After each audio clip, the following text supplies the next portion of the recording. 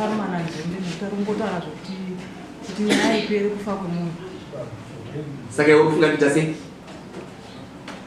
Inini pfungwa yangu yanga kuti dai anga akwanisa kuuya andijekesera uye zviri mukati mehana yake kuti nekuti ndakayamno mudare ari kungovhara achingoti mukadzi ndiri kumuda.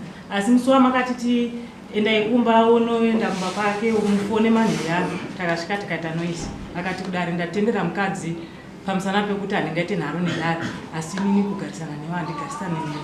Ko inga kuna Changamire madaira wani kuti tinogarisana vakati handingakwanisi kuita nharo nedare.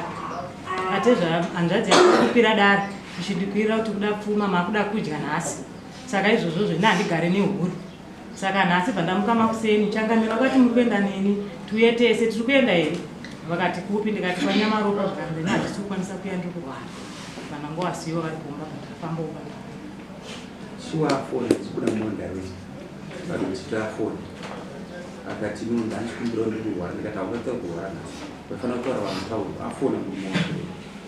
Saka patikatikana muende kuita bonde nesamu. Apa makagire pano zvokunyeka zvomama. Tengo kutore pano.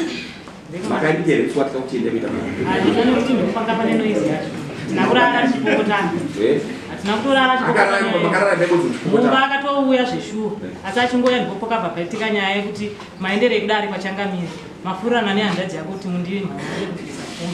Iye hanzvadzi yako yacho yakambobvisa uchii. Hatina chatakaita. Saka makaita kumwe chipopotana.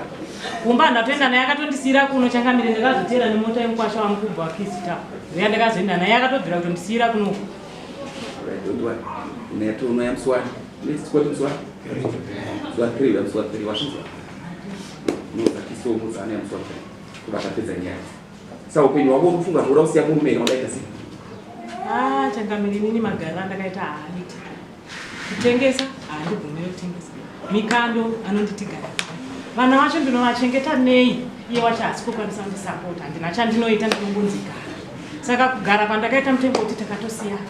Hapana kana mutsauko watakaita kuti tikagara semurume nemukadzi. Ndakangozvigarira Changamire mumba macho haamuna. Anodarika musu wangu ndekutana. Anodarika nemvudzi yakachida kuti vakadzi vadiki.